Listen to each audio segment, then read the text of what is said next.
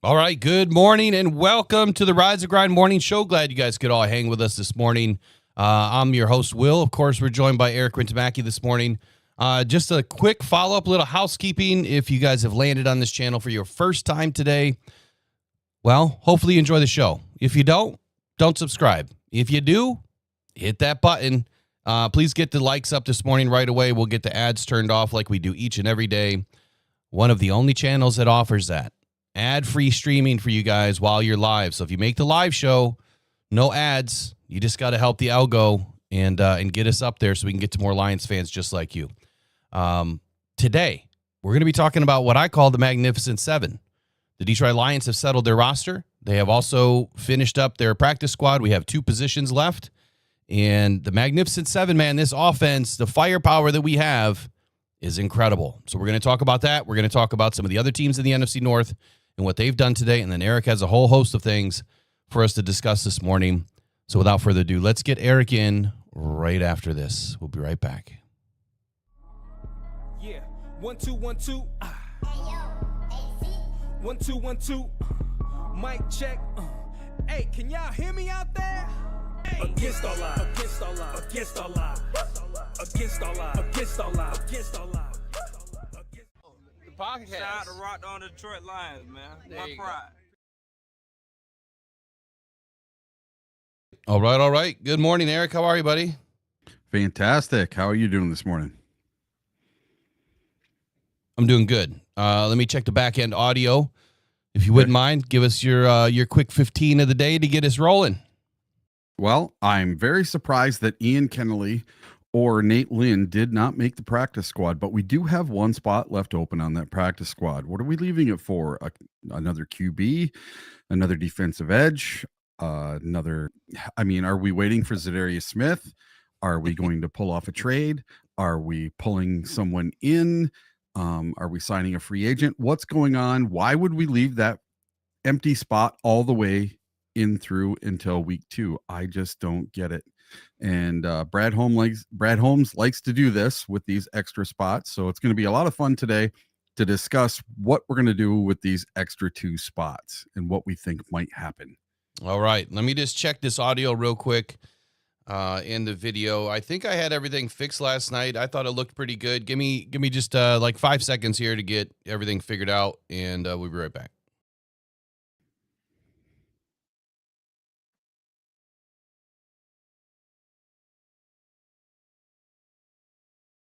Video looks great today. Not super washed out. Yeah. All right. It looks like the video and the audio is on time this morning. Yeah. So that's a big win. That is a big win. Now, unfortunately, I'm not going to be streaming for right now anyway in 4K or 2K. I always try to stream in 2K. For some reason, man, YouTube is and OBS are fighting each other, and I don't know why. It must be something I'm doing wrong. So I'll try to get it figured out. But as long as we've got a good 1080 clean 60 frames per second feed, we should be fine. Honestly, I think that's the majority of what people shoot in. I see a lot of people doing 720 by 60. When I get that new ZVE2 camera, then I think that we'll be back to 4K, at least on my end. But your video looks a lot better this morning. Yeah, and I can do 4K 30 also. Perfect. Yep. Perfect. All right, so good morning, man. First question of the day, right? First question of the day for everybody out in the chat, outside of good morning, would be, once I get the chat open, I thought I put a question out there. Is this year's roster better than the last? Is this year's roster better than the last? And let me make sure I'm even in the right one. So what is going on here? See, I could have sworn I set this up last night, and now it appears like there's 2. Is there 2 shows this morning? Not sure. Hold on. Sorry, I know guys. it's being funky when the show starts. So if you're in the chat before the show starts, you get a notification that the show started, but it doesn't just automatically start. I have to jump out and jump back in to get into the actual video. Really? It did that to me last night and this morning. It's not supposed to do that. Yep. It's supposed to just start. Yeah, that's what it usually does. There's been some minor updates. Like I was having issues getting trailers in, and I had a long conversation with YouTube the other day about that. I think we've got that handled. I think I know how to fix that now. Because I want to get the trailers back on the channel. I used to have a channel trailer that you could kind of, check out what we do and where we've been, what we're doing. So anyway, good morning, everybody in the chat this morning. Trace, obviously the leader of the mod crew this morning. Good morning. Ornery Vem Dad, Mike P. Who else is in here this morning? Brandy Coffee. Adam Gakowski. Let's see. Is there any other mods in here this morning? Members this morning: Attila the Hun, Jay Cruzen, Ornery Vem Dad, John Desage, Jay Cruzen, Lane Hill. If I'm missing anybody, it's not by purpose. It's just sometimes the chat's a little ahead or behind me. So Jack says YouTube is being very glitchy for me. Interesting. It happens. Let me see what I'm streaming in. Something to see that was the problem is when I was in 4K at 60 frames, if your internet can't handle it or if your phone can't handle it, and you go all the way down to 720 by 60, still some phones couldn't handle it. Mm-hmm. Even mine. I mean, I have S25. It was struggling at times, which makes zero sense. It shouldn't struggle. Why can't I see what my stream key is? I might have the wrong stream key selected today. I might be trying to shoot in 2K. But on my phone, it looked good. So, yeah. All right, let's get rolling. Good morning, everybody. Bill Rowland, Todd Budry, Mark Van Koffnet, Nick B, L. Mueller. Every time I see that name, it's like Bueller. That's what I think. Jack 2125, Bill Rowland. I think I already said your name. Same thingy. Josh Prince, Dwayne Keene. Central Scrutinizer. There you go. That one's back. Sleepy's World. Good morning. Justin Chadlis. Sorry. Justin O. Good morning. Peter Van Larhoven. Anybody else that's listening behind the scenes? Good morning. Salty. Yeah. Central Scrutinizer says some of the YouTube videos are now being AI enhanced by YouTube. Really? Yeah. I wonder if that's happening. Well, if there is somewhere that I can uncheck that. Look, so I do know this. I was approached by multiple companies to have them. They wanted to pay me $100,000 to use my channel for AI. And I said no. After going through all of their contract, I was like, yeah, no way. I don't like it. I don't like what they're trying to do. Trust me, I use AI every day, but I don't want to be susceptible to their rules, and their regulations. They're already going to do it. I mean, they are. They're trying to use your channel to help their AI work better. And that's what you're starting to see now with all of the AI out there, the people, the fake people, the AI bot people that are talking that try to look real. That's because they take channels like this and other media and they utilize our mannerisms, the way we talk, the way we move, the way we sound, and it puts it all together to create those bots. That's what it does. So,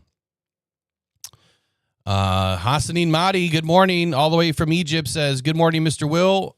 He says, Ahmed is working hard to get healed, and he found his culture and mentality with the Detroit Lions, and he will be back soon to his team. We trust Brad Holmes and the coach DC. Go Lions. So there's your good breaking news this morning. Mr. Mahdi is letting us all know that Ahmed Hassanin wants to be a Detroit Lion. He wants to come back to become a Detroit Lion again, and I love it. So the only question that I have is there's about 4 days left and I haven't paid attention to anything news-wise, that they either have to give him a settlement injury, like I think it happens within the first 5 days as I read the rules, right? And after those 5 days, if it doesn't happen, he would revert back to the team's IR. And so the way I understand it is that's a minimum of 4 games that he would have to miss.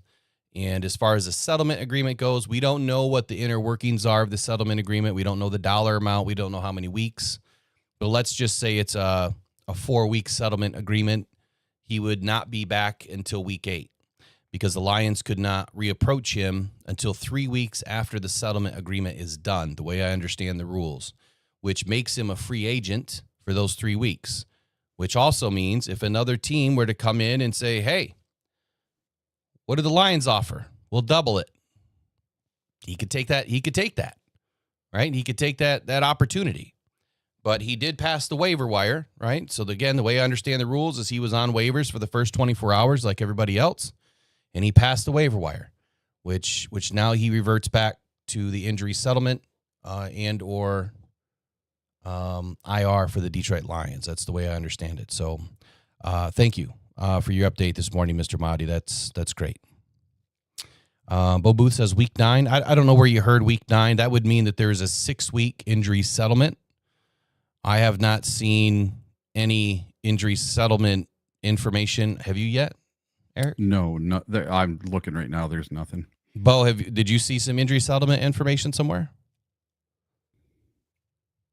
I think it's just people guessing when they. Well, whether they're guessing or not, I mean, you never know. I mean, there's a lot of different channels out there that say they know things, but they really don't. Yeah. And like, listen, I am rooting for Ahmed Hasnain, unlike just about anybody. I already have his jersey, right? And listen, I want this kid to do nothing but succeed. On one hand, I think he might be back week 4, week 5. And then on the other hand, he might just be done for the season. They might shelf him for the season, bring him back next year. He's a 6th round pick. He's a rookie, and there's no reason to rush him back if it's a pec. We've had a few pecs, so they know what they're doing with these things. Well, and the good news is everyone's come back healthy. Yes. From those pec injuries. We had CJ got one in week 2, and he came back the very end of the season for the playoffs. And that was due to surgery. Yeah. And he played, but he wasn't himself. He needed a few games that he didn't get those few games to get back rolling again. And then we had Frank Ragnow, who had one who didn't require surgery. He missed a couple weeks and then he was right back to it and he played through it. So is Ahmed's somewhere in between, or is Ahmed's more like the Frank Ragnow one? Or because even if Ahmed's injury is exactly like Frank Ragnow had, where it's a 2 to 4 week injury, right? He's a rookie. He has not played in the NFL yet. He has not taken a single NFL snap at the NFL level with the lights on and everybody going 100%. He's only done it in preseason and in practice. So the Lions aren't going to have this full faith to just throw him out there like they would with Frank Ragnow, someone who knows what it is to go through all of this. So maybe they are holding him back for a little while. And I would be a little more cautious with my rookie 6th round pick than I would be a 10-year veteran like Frank Ragnow. With the same, I think it's a good. I think it's a good statement there because Frank knows what he's doing, right? He's been around it, he's been through it. He knows what his body does. So I have the NFLPA rule book, the most recent one. This is the bylaws. And I just looked up the injury settlement clause. Here's what it says. It says clubs also have the option. Oh, come on. Why is that not? Come on, get out of there. It says clubs also have the option of immediately requesting waivers on a player with whom they have negotiated a financial settlement. Any such waiver request shall carry the notation injury settlement, and any such financial settlement shall be reported in detail to the league office and must specify that the agreement does not obviate the league's waiver system. Players with whom a club has reached an injury settlement and for whom it has requested waivers or terminated without waivers, if the player had 4 or more pension credited seasons, which he does not, may not be required by that club during the same season, or may not be reacquired by that club during the same season until a period of time has elapsed since the date of the termination, that is 6 regular or postseason games. So to Bo Booth's statement, then that would mean 9 weeks, right? If you got 6 plus 3. So really it would be week 10 that he would be able to come back. If this is accurate, right? If this is God's gospel to the NFL here, then it would be 9 weeks. Everything else that we read said whatever the Lions put in the injury settlement plus 3 weeks, which could be if it's a 1 week, a 2 week, a 3 week, a 4 week plus 3 weeks. But if I'm understanding it, he doesn't have 4 years.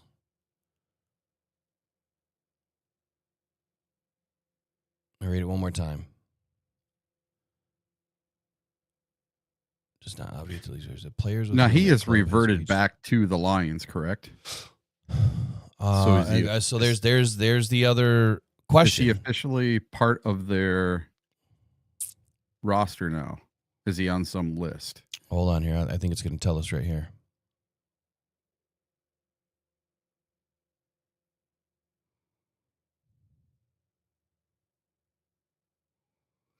So it says the above procedure shall also be applicable to a player who has been placed on injured or reserve injured, or for whom a club has requested waivers with the designation injured, provided that no later than 4 p.m. New York time on the fifth business day after the date that the player was placed on reserved injured, or that waivers were requested, whichever occurs first, the club 1 executes and files an injury settlement. So that has to be done within 5 days. The designation injury settlement or terminates him without waivers if the player has 4 or more pension credited seasons. So the Lions can't just walk away the way that I read it. He's going to revert back to the IR no matter what if nobody else claims him, right? Which no one did claim him. So a player for whom waivers have been requested pursuant to any injury settlement is permitted to be claimed. And any player terminated pursuant to an injury settlement is permitted to sign with any other club, subject to the customary rules. So here's what I'm going to do. I'm going to take this and I'm going to get the layman's terms. Go ahead. You were going to say something. So I am on DetroitLions.com on the 2025. Yeah, their roster is not going to be correct. Roster. Well, it's showing everybody now. And on the reserved injured, it's Justin Herron, Dan Jackson, Ennis Rakestraw, Colby Solersdahl, Ezekiel Turner, and Kenny Yeboah. And then reserved non-football injury is Josh Paschal. And then reserved physically unable to perform is Miles Frazier, Ali McNeil, Levi O, and Malcolm Rodriguez. So there's your 4 that you have on PUP list right now. And then it lists the practice squad. So Ahmed is not listed anywhere on their roster right now, as of right now. Yeah, I'm pretty sure that's what the injury settlement did. Mm-hmm. Right? It removed him off the roster. That was the play. Why is this not? So for a couple more days, he might just be floating out in the ether. Yeah, I guess. Why is it not letting me copy this? That is some serious, roster gymnastics that Brad Holmes is doing. And I think he took a very large but calculated risk by doing this. Let's be real, though. I mean, Brad and Dan both. They got balls of steel. Yeah. And if you remember that interview that Brad Holmes did the other day, or I think it might have been Dan Campbell, said that, he trusts Brad completely because Brad has never been wrong on letting someone clear waivers. Oh, but isn't that egotistical, Eric? Yeah. To say that someone's never been wrong? Well, he did get one wrong because Starling there went to Arizona. Yeah. But that was the only one. Some things wrong with Mr. Mosley there. Yeah. E-man. And there was a couple 3rd round picks that weren't the best, but hey, everybody's going to get some wrong. I mean, I didn't get my 53-man right, I'm sure. I got a whole bunch of them wrong. I got one right. Oh, you had to have had more than one right. I always get one right. You got more than that right. It's okay. All right, so according to AI, I just dumped it in to have it kind of dumb it down a little bit. It says if a player gets hurt and the team doesn't want to keep him on the active roster, they have a few options. Put him on injured reserve. We know that. The player stays with the team but cannot play for the rest of the season unless designated to return. He still gets paid according to his contract. 2, reach an injury settlement. The team and the player agree on a payout based on how long the injury is expected to last. After the payout period ends, the player becomes a free agent and can sign with any other team. See, that's the sticking point that I keep reverting back to. The NFLPA, according to this document, says 6 weeks. Right, and then later in this document, it'll say the club that put him on settlement has to wait 3 weeks. So to Bo Booth's, statement, that would be 9 weeks, right?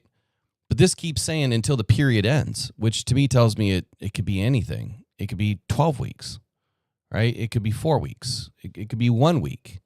And I don't have an answer. Like I haven't received an answer as to how far out it goes.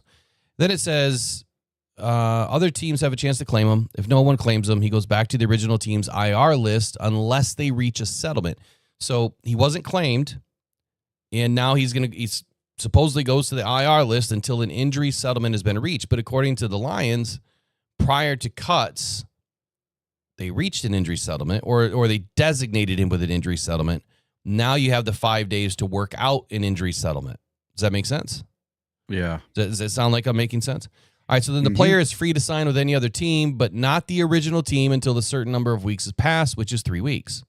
This prevents the team from gaming the system by cutting and re-signing players immediately.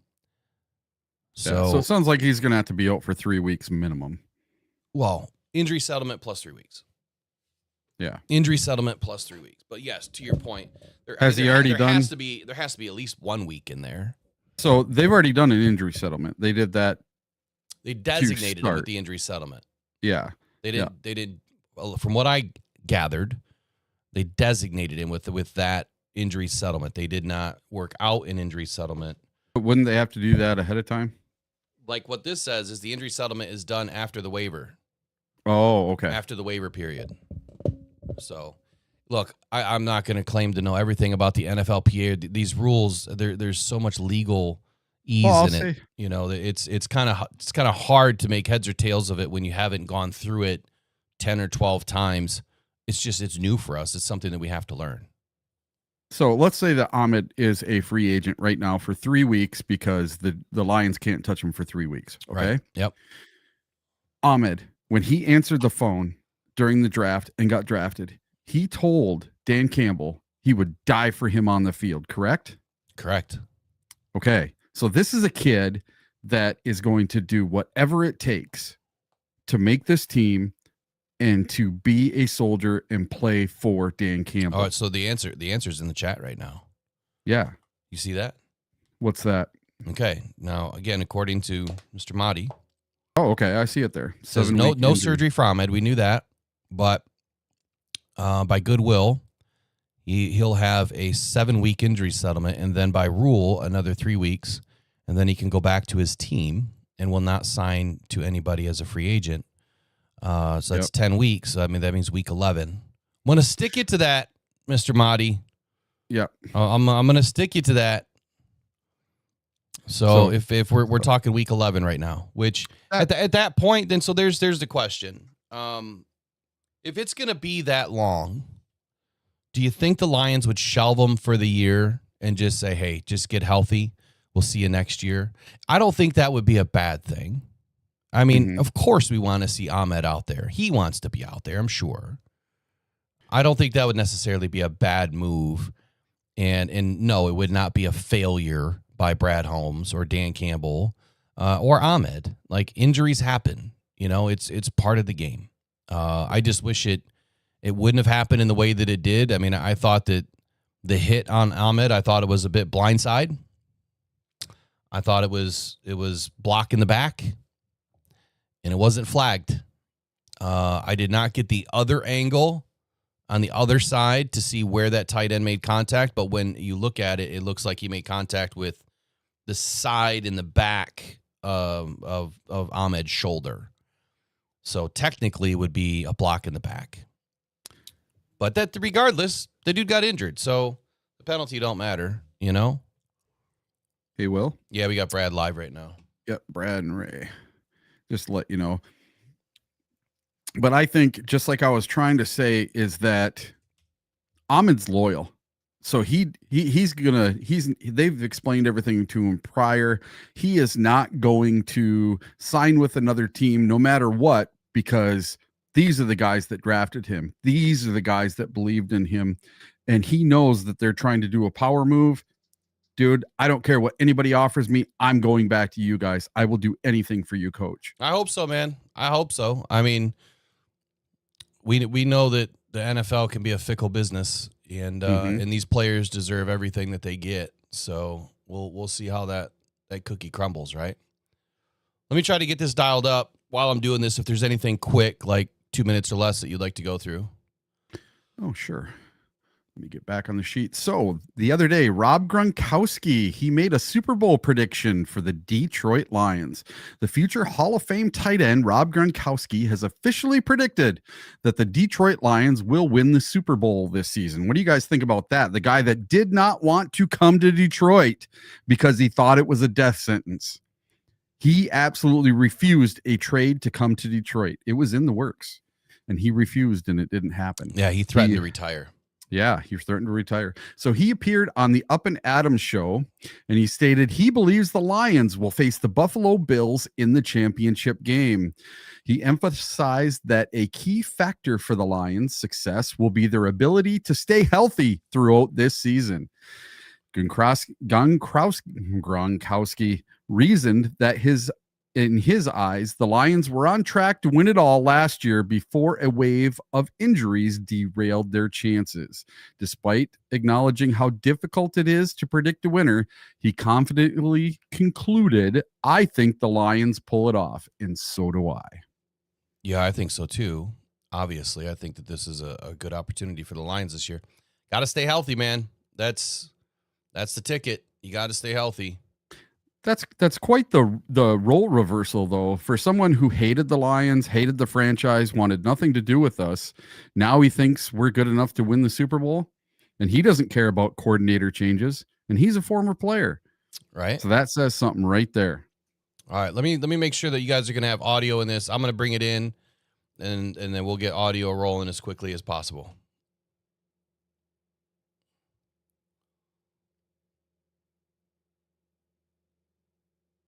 Let me know if there's any echo as I'm still learning this new machine.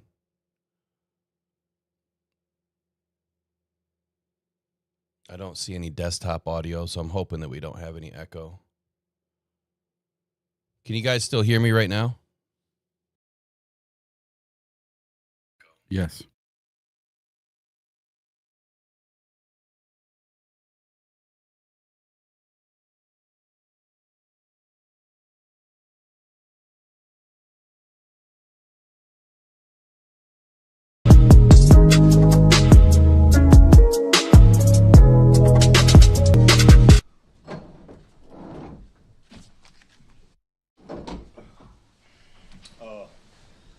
Good to see everybody.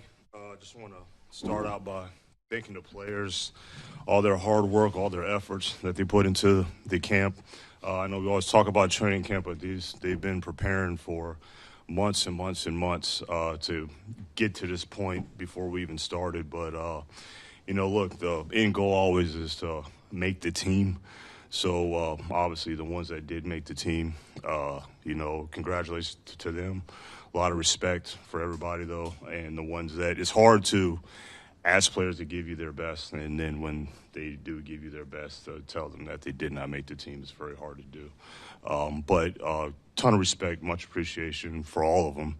I thought Dan did an amazing job. I thought it was awesome in terms of management, preparation throughout the whole camp. That's a lot that you have to work through. You got older players, you got younger players. I mean, you got to make sure you got to get loads, intensities, players that may not be available at certain points. So it's a lot that goes into it. But I thought he did an awesome job. All the coordinators, all the assistant coaches. We had new coaches.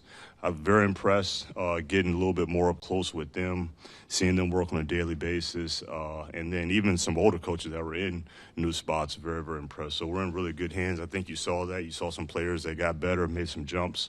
So they definitely play a big hand in that. Thought our personnel department did a great job. They worked their tails off.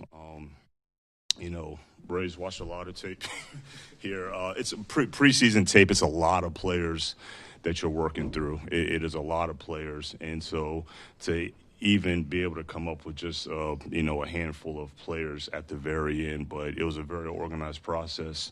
But it's a grind. And the whole staff, it's all hands on deck.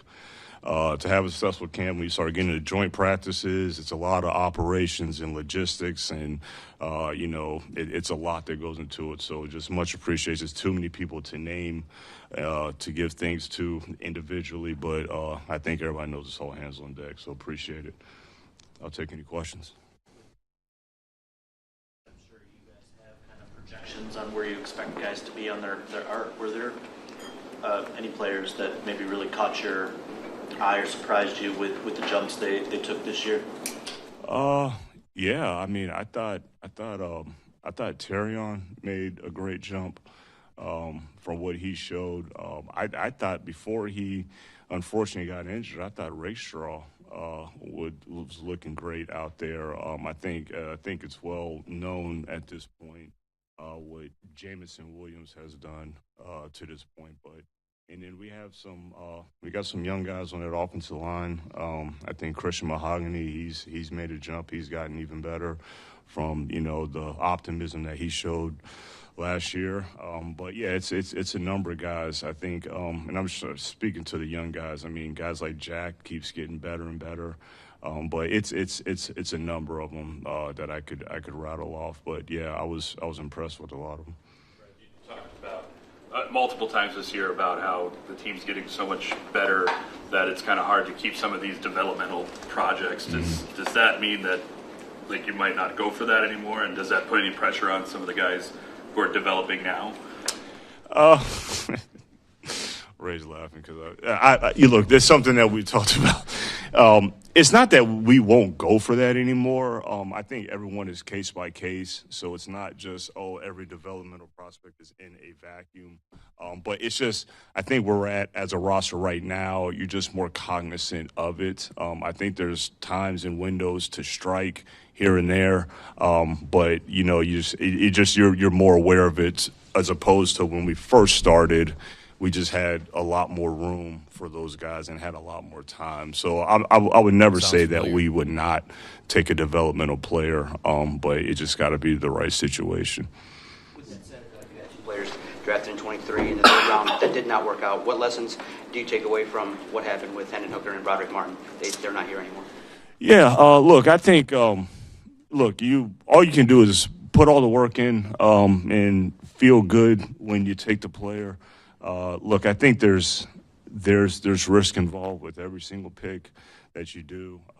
It was this great definition of risk. I'm drawing a blank on the book. It was one of Morgan Housel's book, and I'm not sure if it was Morgan Housel's quote, but he said, it said risk is what's left after you think you've thought of everything. And I think it's a very clear, vivid illustration of, I don't know how much more preparation that we could have done when we select these players, but it's just a respect of the unknown. So unfortunately, they did not meet expectations in the timely manner that we would have liked for them to do. But you just got to just look at it. I'm a big self-assessment individual. After action review, look at it, analyze it.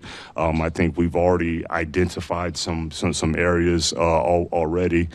But yeah, you just got to just learn. You just got to grow and get better. Just as an illustration of that, would you have taken Hendon this year, considering where you guys are now? Would have taken Hendon this year if we were. Because you're saying there's not as much room, I guess, for developmental players, and he was kind of the example of a developmental player who came in hurt. And you're saying we did not have like a number 2? Like I don't. Yeah, you didn't have Hendon if you needed. Oh no, we still would have done it. If I'm answering your question correctly, because we still brought in a backup to compete with Hendon, with Kyle Allen.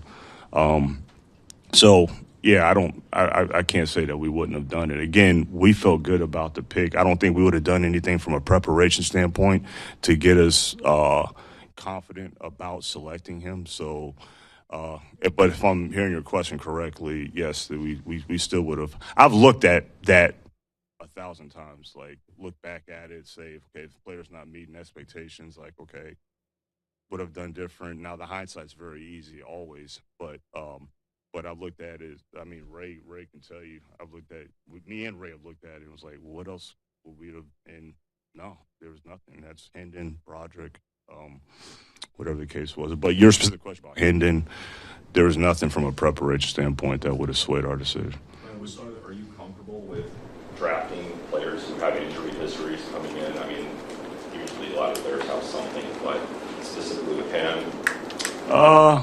I think it's all case by case. It depends what the injury is, but just a player that has an injury that usually doesn't determine. I mean, we traded up first round to get Jamison Williams coming off an ACL, and I mean, I think it's kind of easy to pick those two players out, and talk about those two players.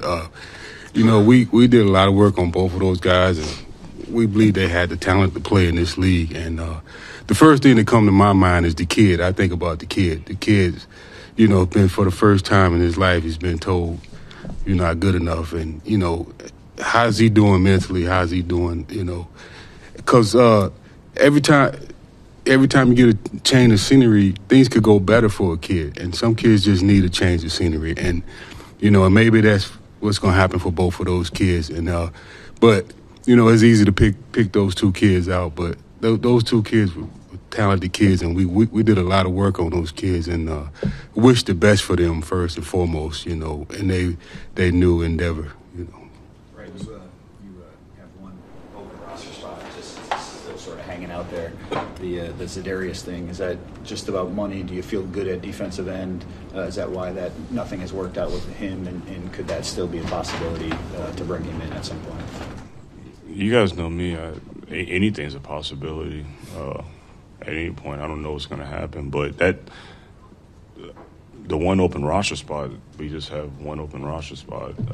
It's not for a specific player. It's for the player that makes the most sense for us, whoever that player may be. We went into last year, I think, with 52, and just gives you some flexibility, but it's not just about just that player. It's just whatever is going to be the best. But it gives us some good flexibility. We cut it down to 50 this year.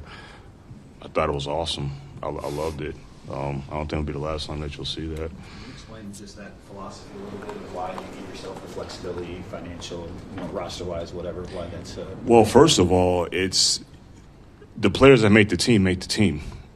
We don't say, well, who are the first three out? Well, let's put them on the team. They didn't really, but that's not how it works around here. So we had 50 guys make the team, and I think that's credit of how the level has gotten on the roster. But it does give you a lot of flexibility when you start getting into trades and claims and possible external additions that you don't have to worry about, or releasing somebody that you're making plans on to keeping and this and that. So I like the flexibility that it gives us. So with that said, are there active talks with Za'Darius, like recently? Not recently, no. Can you speak about the trade with Tim Patrick a little bit, and what does it say about Isaac Tesla a little bit as far as his development and what he's been looking like as far as this offseason? Yeah, for Tim, first of all, man, outstanding individual. I mean, you're talking about a pro's pro, everything that we were about. I think him coming in last year, going on the practice squad, Tim is awesome. So I wish him the best. Let me get that out. The trade, he had interest, from multiple teams. And so, you always have had productive, mature dialogue with the player. And so I think it's going to work out best for him. And I think we did the best for us in terms of getting some capital back. You just asked about Tesla. Yeah, obviously it may open up some more ops for him. But, I think you got to still keep in perspective. Tesla's a rookie, young player. He's had a good training camp, a good preseason. But we'll see how it goes. But yeah, obviously from an opportunity standpoint, it opens up a little bit more for him. With Ahmed, how did you reach a decision to waive him with the injury settlement instead of maybe the other options that are available to the players? Yeah, so it's a good question. So yeah, there's multiple avenues that we could have went with that one. What we wanted to do is what is going to be the best path for him to get him back to the practice field when he's healthy, and the injury settlement was the way to go. Especially him specifically, where he was at in his football career. So the only thing that's so after you do the injury settlement in terms of the length of the settlement with the weeks, you have to tackle an additional 3 weeks that you have to wait until we can bring him back. There's a good chance that he might get healthy before then, within those weeks. But bottom line, he's going to be a Detroit line. He's going to be back on the football field playing this year. Just one follow-up on the roster thing, keeping 50 or 52 or whatever. If you were to keep whoever, just somebody at the back of the roster and then release them when you make a waiver claim, is there something about not wanting to keep those guys to show your hand to other teams, or you know what I mean? Like, it doesn't seem like a big hurdle to jump through, I guess, right? Like, because you can just release a guy when you claim a guy. So what sort of flexibility does that, why do you prefer the flexibility of having that spot open than just having a guy there that you would then release and sign back to practice spot or expose to waivers? Right. So what you're saying is if guys that we did not deem made the team, go ahead and still give them a spot on the team. Is that what you're saying?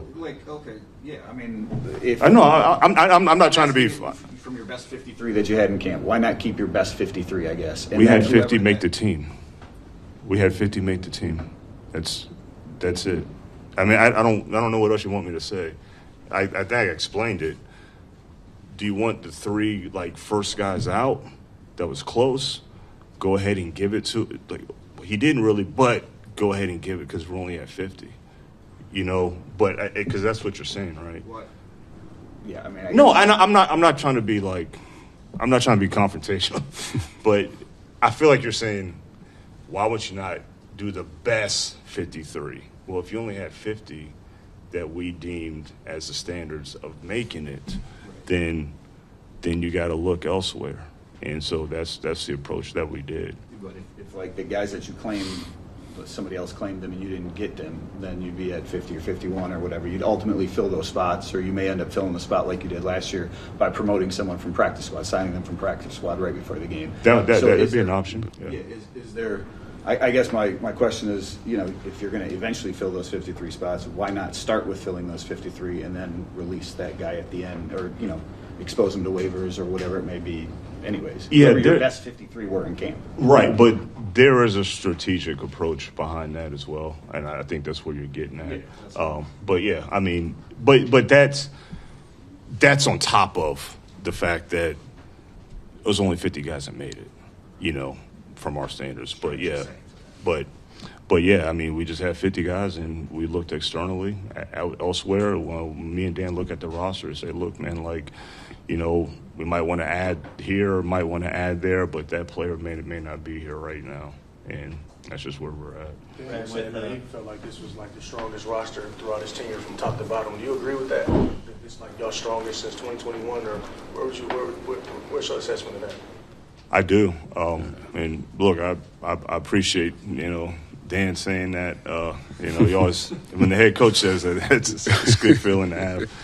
But no, I feel that way. I agree. And look, we would have been even further ahead, actually, if we didn't have some of the injuries that we unfortunately had with, the Rakestraws and the Levi and stuff like that. So, but yeah, I mean, I feel very confident, especially with how it's ended since yesterday, actually.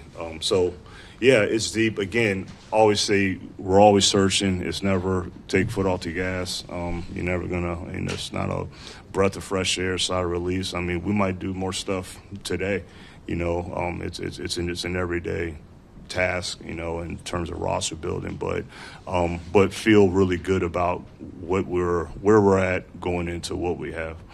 I don't think anybody's surprised that you ultimately settled on guard to start him as rookie year with the familiarity with that. But long term, do you still see him as maybe potentially your center, 2026 and beyond? Yeah, we do.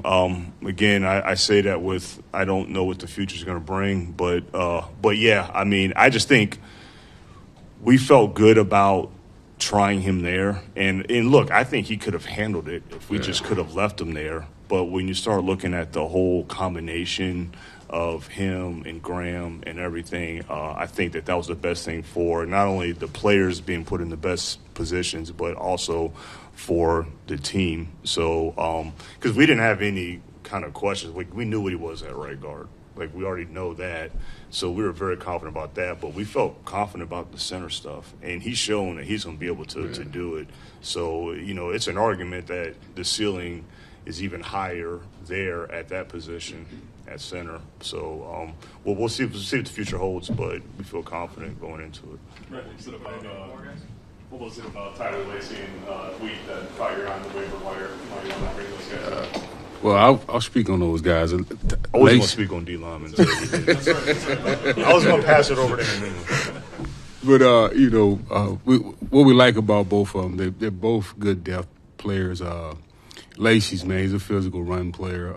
He gonna push the pocket with power, but he bring an element that we need right now. And then Tyus, he got some edge rush ability. He'll build good depth at the defensive end position and help out in pass rush and run play. But both of those guys are really good guys, man. We got they fit the culture here. They fit what we do. They play the game the way we play the game. So we're excited about both of them, man. And we were fortunate to get them. While we're on your expertise here, Ray, can you just talk about Tyleek and what you've seen from him? Obviously, he's moving into a big role, and seems like run game, he's ready for that. What do you see in the pass rush game as well? I think his pass rush ability is underrated, in my opinion. He can push the pocket with power, but I think the guy also has some quickness to him too, also. And he's learning, man. You're going against NFL offensive linemen rather than college offensive linemen, but I think he has a chance to be a good pass rusher.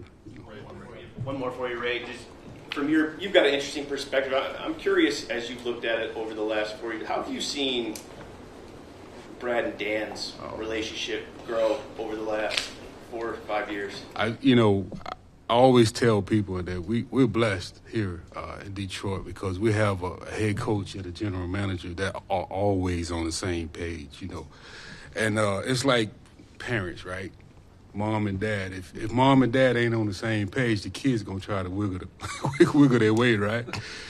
I know me, I grew up, my parents were divorced. Like, when I wanted to go hang out, I went over my mom's house because she was a little more lenient. My dad was very strict, so I didn't want to be at his house if I want to stay out late. So with our head coach and general manager, there's nowhere for our players to go and try to get it. Because what Brad said, Dan says. What Dan says, Brad said. Not only players, but also personnel, also coaches. There is no way to infiltrate and try to get by and get something done that you want to get done. So I think, and it's just gotten stronger and stronger and stronger. They're both are really good leaders. Both are alpha males. And they both will handle their business if you ain't doing what you're supposed to do. So we're blessed here, and I think that's why we've been having success, because our GM and our head coach are on the same page always. All right, we're going to do 4 more. Carlos, John. Hey, Brad, this team, obviously, that offensive line that you built has been the engine of it for a while now. Been some big changes. Mm-hmm. Just your expectations going into this year, and do you see that there will be a period of growth, or do you see them hit the ground running? Yeah, look, we're confident in them hitting the ground running.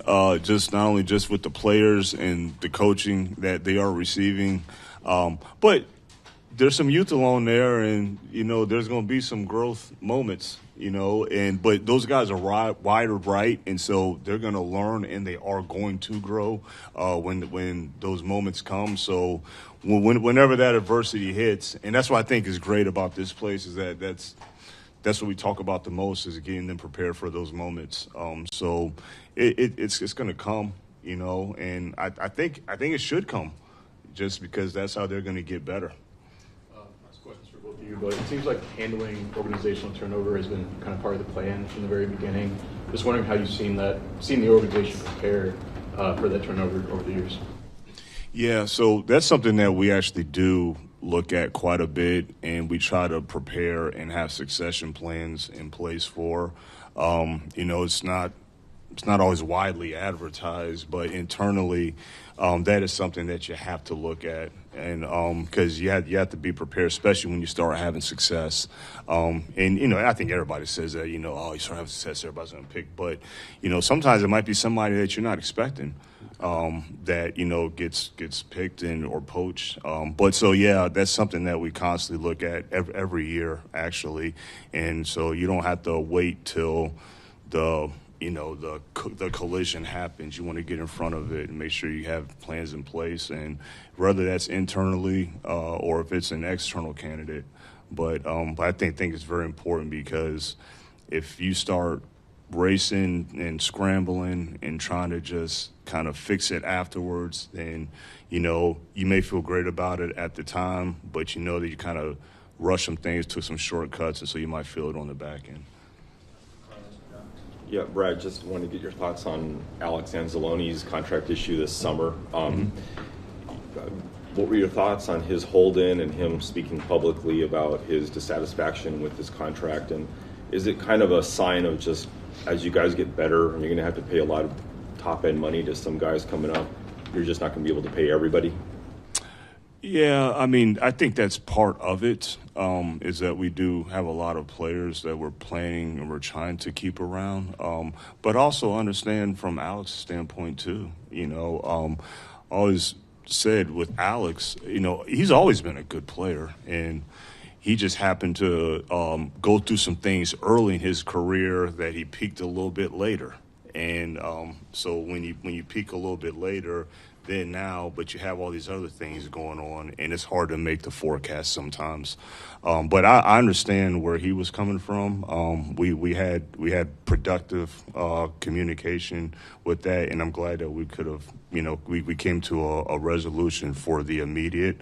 But we don't know what the future is going to hold long term. There's very well that we could be in a situation where it's like, man, Alex, we need him, for next year, or but you just don't know. But glad that he's with us, for the immediate right now. Glad we're able to reach something to get him in a better place, and I expect him to play good football for us. Brad, we all understand the mission every year is to win the Super Bowl. Mm-hmm. So why, when you leave here today, are you comfortable that the team has been put together in a good spot that may be the best chance for this organization to win their first Super Bowl?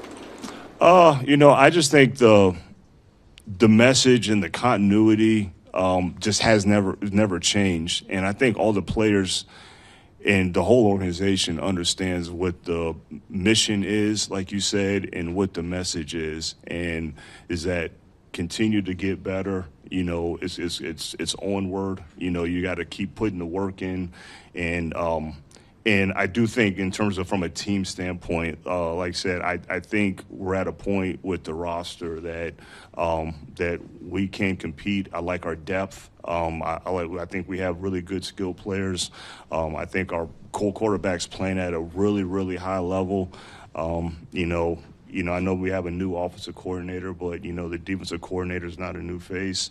And as long as Dan's here, I got total faith in the direction of the team. So I think with all those components, and look, we have at the end of the day, we have really good ownership, and so it all comes down. It starts at the very top, and I know everybody says that all the time, but it literally does.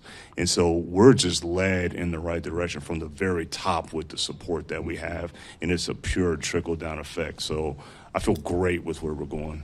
Hey, I would go ask you a question. I usually don't talk about this, but fortunately, I was on a team that won a Super Bowl, and at every level, we had difference makers, and I believe this team is that, at every level we got difference makers on the field, and we just got to go out and do it. It ain't nothing guaranteed, but when you look at certain teams that win Super Bowls, with those guys that are difference makers, the Hutchinsons of the world, those guys, the St. Browns of the world, those guys that are difference makers, they show up in those times when you trying to win the Super Bowl. Now, I play with a lot of gold jacket guys, so that's a little a little different. But I believe some of our guys headed that way too. So, since you just mentioned Aiden, just before you go, how important is it to you to try to get Aiden and/or Jameson done? I did not mean for that to happen. Right,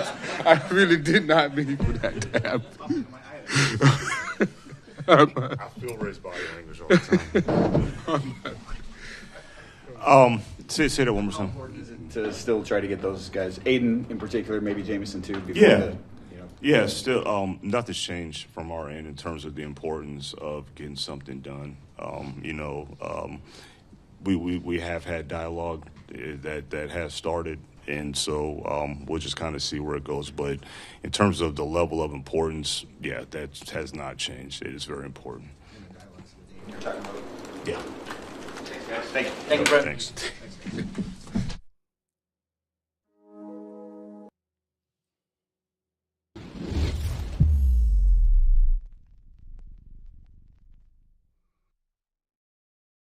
All right. Good press conference here by Brad Holmes and Ray Agnew.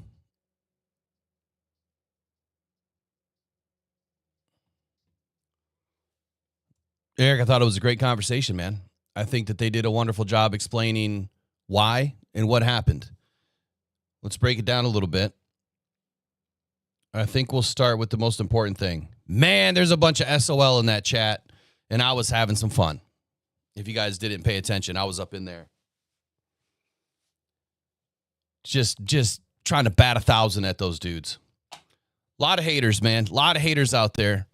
Just because you get a lot of stuff right, people think that that's egotistical. Last time I checked, I said this morning, Eric. Don't sports bettors post all of their winning bets for a reason? They do, right? Why is that? Why do the sports Nostradamuses of, the guys that want you to subscribe to their channels, the guys that want you to, buy their magazines and, buy their monthly subscription to hear what their favorite parlays are. Why do they do that? Right? They want you to understand what they get right. It helps to build credibility that you're not just a hot air balloon spitting a bunch of filth, right? That maybe you get a few things right because you have a good pulse on the team. It's not about ego. It's not I'm better than you. It's if I'm doing my job right, which I'm not an actor, I'm not an entertainer. Maybe I'm entertaining at times, but I'm here to deliver sports news, Lions news, opinions in a way that helps people understand the game, my opinion, my ideas on where the pulse, I believe the pulse of the team is and where the team is trending. Unfortunately or fortunately, I've just had a really good record of getting a lot of things right with edge rushers. Everyone wants Trey and Max and Za'Darius. And now I seen Clowney in the chat because that's or Judon or whomever, right? It's always somebody else instead of understanding it hasn't happened in 3 years. It's not going to happen. But if it does happen, it only makes sense when, just like what happened when Z came in last year, when we had a bunch of injuries. There's a core 50, right? And we'll talk about that. And that's part of the reason why certain players are not coming to this team. The point that I'm going to make here is, for whatever reason, people want to attack me. That just means I'm doing something right, right? And it's not just me. There's a team of us, right? There's Eric. There's Riley and anybody else that's helped, the mod crew, the people in the Blue Zone chat, anyone that has helped facilitate information, right? Our contacts, people that we deal with, in our other lives outside of this. There's a lot of people that have helped this framework. All of the mentors that I've had in my life, plenty of them. Still have a mentor today. Don't talk to him as often, but still do. There's a reason why some people get things right, and there's a reason why a lot of people get things wrong. And I would say in this business, and one of the bigger reasons why I really wanted to do this is the narratives, right? We've seen it in the chat again today. It's all SOL, man. It's a bunch of people. Someone made the comment. There's a bunch of people in there that maybe just started following this team since 2022 or 2023. And they think that there's only one way to do it. They don't know the past. They don't know the history. There was a statement I made in there when I said, hey, the biggest reason why you don't bring Z back right now, and you guys have heard me say this a ton, is why? Cap. What did Brad just say at the end? Right? He still wants to work out something for Aiden and JMO. That's what he said at the very end, that there's dialogue now. So if you're trying to re-sign those guys, how is it hard to understand that you're not going to try to roll over the bulk of your salary cap this year? You're not trying to spend it. You're trying to do whatever you have to do to have a successful season. If you end up having to spend some of your cap because you get injury and you have to bring some free agents in during the year like we did last year, that happens. I'm sure that they have money parked for that. They have a dollar amount that they want to stick to. And so if you make it to week 8 and you have some injuries, well, now if Za'Darius hasn't signed with anybody, he's a lot more attractive because you're not paying him 10 or 12 million for the year. You're paying him half that now. If you wanted 10 and he's only playing half a season, you're only going to give him half the money. So that's why it makes the biggest sense. And that's what I've been saying all along. It's not that I hate Z or I hate Trey or I hate Clowney. There's no hate. It's how does it make fiscal sense? And when I see someone in the chat say, we got the cap, we got $48 million. Okay. Did you forget about 2026?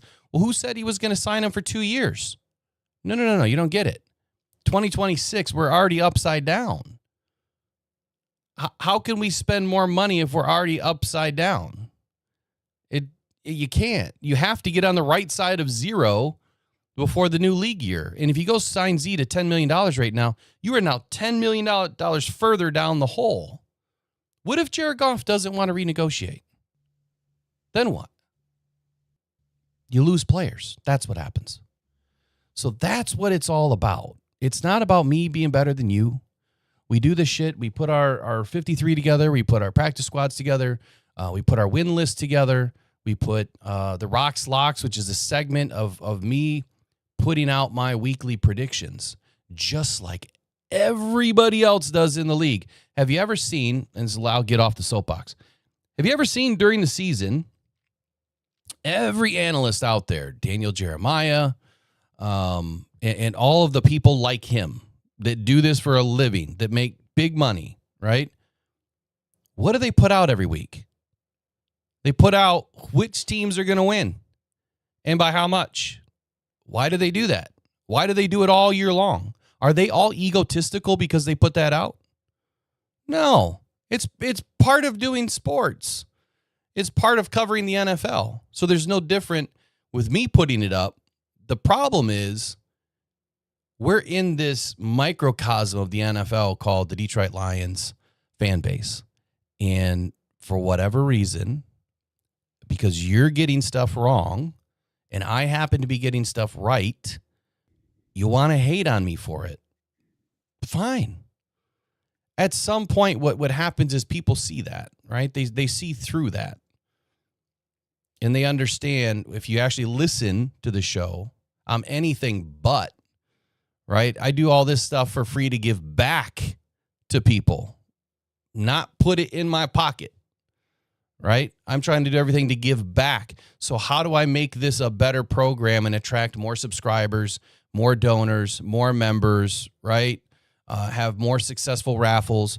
Where does that all go? It goes to somebody other than us.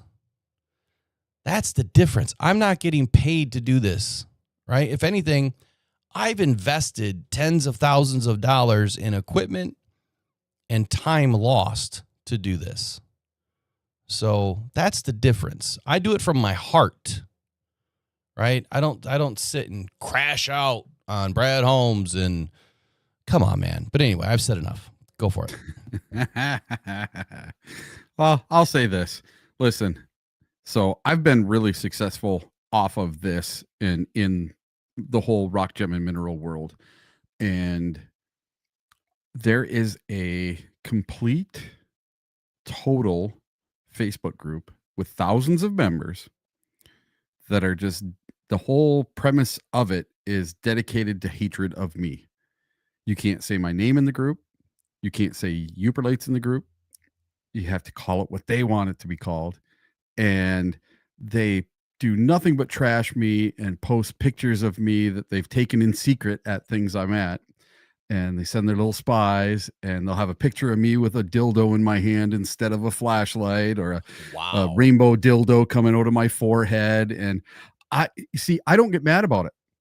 I don't at all. Everybody's allowed to have their own opinion. You know what I say about it? Hey, man, they got some pretty awesome Photoshop skills. Those are some pretty darn good photos, right? So I take it and turn it on them. So they can hate me all they want. That's fine. None of them have ever met me. They don't know me. They don't know who I am. And I'm going to say this about all the people that were in the chat for the Lions, Ray Agnew and Brad Holmes press conference. So in that actual chat, people were going nuts saying all this stupid stuff. And you know what? People behind a keyboard can say anything they want. They can do anything they want. Exactly. I'm going to say this right now. It takes guts to get in here 5 days a week and get on the mic and get in front of the camera. So if any of these SOL people want to have a voice, start your own YouTube channel, get on and tell us what we're doing wrong. I have no problem with that. It's free speech. Everyone can talk. Everyone can say what they want. But I'm going to say this. I'll never hate anybody for not liking me. Okay. I wish everyone that is in that group and any other group that does not like me, I wish you nothing but success and good things in the future. That's it. I don't need to wish bad for anyone. And that's the same for me. It's like I've never, like, I got into this and my first goal was to network with people, right? It just so happened that my last name is Rock. I never heard of Locked On, and so people try to tie me to Locked On. I didn't even know who they were until I started doing this and someone brought it to my attention. Rocked On just made sense. Rock sports didn't make sense, right? I wasn't doing anything about rocks. So it just didn't make sense. And I tried to do something that was my name, and that was the most casual thing that I started with. But that's why I've slowly migrated to Rocked On Sports as opposed to Rocked On Podcast Network. It's been a slow migration if you haven't noticed. And there's a reason why Rocked On Sports Media and Podcast Network is now the main brand, right? Because I did not want to be closely assimilated to somebody else. It just takes time to migrate. I don't want to be like Cracker Barrel, right? And then have all your stock drop in a day, because that's what would happen on YouTube. is if I just totally changed everything, then when they look for you, they won't find you because you changed it. And that's why you slowly migrate. But anyway, I don't need to explain these things. I tried to work with people. In the very beginning, it was working. But then what happened? There's one channel out there that just wanted to target me and talk all kinds of trash, and still does. But what that dude doesn't understand is something very bad's coming his way. And it's in the form of a letter. And it's not good, right? You don't slander and defame people and get away with it anymore. It's not going to happen. I'm just sitting here waiting, right? Keep on collecting receipts. And then it's going to happen. And then who's going to be the one looking stupid, right? I didn't do anything wrong to anybody, but to claim that I've done something wrong, right? Or that you have all of these things you want to share about me is totally false. 1,000% false. So I don't get it, but I do get it because it's the same individual that has gone after everybody. And all of those people have gotten into my DMs and told me about it, right? And I didn't know any of that in the beginning. And I never did anything wrong to anyone. I just sit here and do my thing. So, and it's really the last time I even want to talk about it. I didn't want to go into the season talking about it at all. And I won't. I'm not going to give him any more airplay. So that's it. I'm done with it. Man, they could have reached across the aisle, and this could be a much better space, right? It could be less toxic, and you could have everybody working together, helping each other, promote each other. And see, that's the difference. Other fan bases will do that. Other YouTube or content creators or sportscasters will do that. And the reason why is they want their content and their team to be the best. But instead, you have this toxic divide. And it's going to forever make us look stupid in front of all the other NFL teams. I guess people just mature at different rates, you know? Fortunately for me, I think cancer woke me the hell up. So, all right, let's get into this. Let's break down Brad's presser for just a moment. I think the best news, I mean, there's a lot of good stuff, but I think the best news that people heard right away was Hassanin. And that Hassanin will be back and he will be a Detroit Lion is what Brad said. Now, I may have missed some of it because I was busy in a finger war on a keyboard. But what else did he say, outside of that? I think that, what he was trying to say was that's the goal, right? To have Hassanin back. Like, that's the plan. But he didn't really give us any definitives. He didn't give us a timeline. He didn't give us, when it's going to happen or how it's supposed to happen. Those questions weren't asked. Well, he hinted at it. And then he said at the end, Hassanin will be a Lion and he will play for us this year. See, I missed that part. Yep. So I'm hoping that that's the case. And he flat out said Hassanin will be a Lion and he will play for us. I heard that part. I heard he will be a Lion. I didn't hear play this year. I heard that he will be a Lion. But that's great news. That means that his injury is they're not planning on IRing him, right? Now, if he has an issue, right? If his rehab goes sideways, then it is what it is. But to your point and what you guys heard, the plan is to get him back. There is fantasy up. I forgot to tell you guys this morning. Fantasy is in the post of the channel. There is, I believe I put the links. There's a members one. So if you're a member, you go to the members post and there's a link there. Once that team fills up, I can create another one if we get enough interest. There's free leagues. They're all free. The members leagues are free. The other league is free. There's 2 paid leagues. And then there's a Rockhound Cancer League. So I might change that to, well, no, I'll leave that. The Rockhound Cancer League is pure donation. So $25 and up donation to get into that league for me to manage it all year. And there's only 10 people. So it's $250, right? That we would bring into the pot. So there's no prizes. It's purely just to have fun. And then there's a $60 league, and then there's a $100 league. And we're going to do at least a 90% payout will put something towards the Cancer Foundation. Like my portion, I won't pay. Like if I'm in each league, I won't pay. I'm just going to donate that to the Cancer Foundation. Everyone else that pays, that'll be 100% payout. And I don't know what the mix will be yet, but we'll probably do first, second, and third. And either we can do all cash payout or we can do prize payout. Like so 100 would be $1,000. We could do like one of those Lions WWE belts and get it engraved that you were a winner. Something like that. But either way, it'll all be paid out. And I just have to figure out what we do as far as trophy and whatnot. Before I get going, 50-50. I'm not sure on 50-50, but last year we were talking about something to add this season. And people kept bringing up good points, like every week to do a to do some sort of betting, but not betting. You put the $10 in each week to put your wins and losses for the league each week.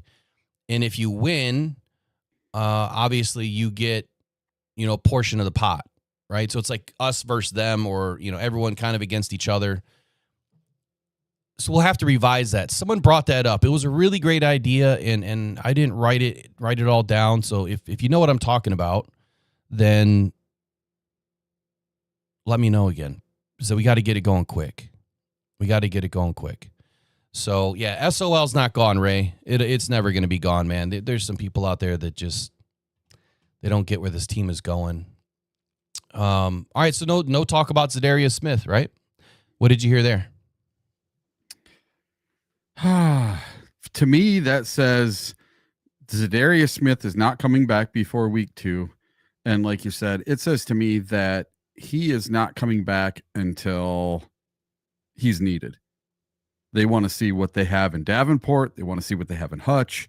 They want to see what they have in Al-Qadim Muhammad before they see what they have in Zadarius Smith.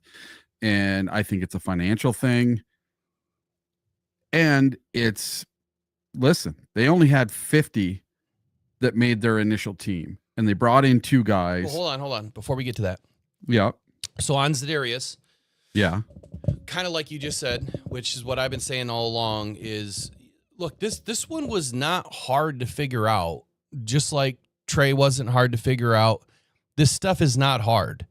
The reason why I think fans get their panties in a twist about another edge rusher is one, you have certain people that's all they talk about, right? I mean, when this all came down, I was thinking, man, so great I don't have to hear about all these videos about we need edge. It's never going to go away.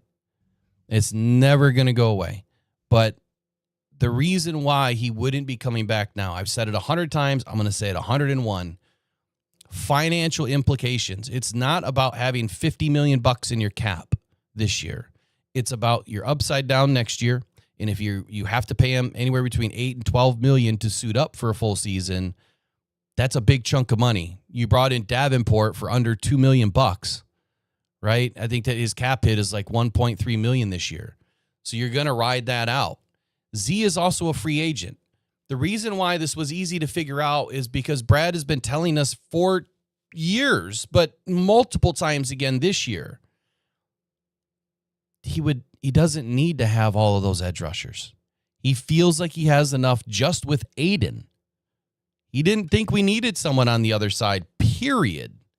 Right? So if he's happy with just Aiden, why would he go out and bring another one in that you're going to have to pay a bunch of money? Obviously, I get this part. It would be great to have 2 Aidens on your edge. That would be great. Maybe he should have drafted one early, but then again, what would you have given up? What players would we not have on the team right now? What if he brings in Aiden and then the next season, instead of bringing in Gibbs or JMO, brought in another edge? Now you don't have Gibbs or JMO. Okay, well, what about in the second round? What if you don't bring in what if you don't bring in Campbell or Laporta or Branch? How different of a team is this? Just by not having one elite football player at another position. Because that's what you're asking him to do. especially if you think that, third, fourth, fifth, sixth, seventh round picks won't be elite or can't be elite, or if you think that Brad misses on all the second and third round picks, then why would you say we needed to bring one in the first place? What I'm getting at here is look at the room. Tim Brandon on X put this out the other day. Where is it? Maybe I didn't save it.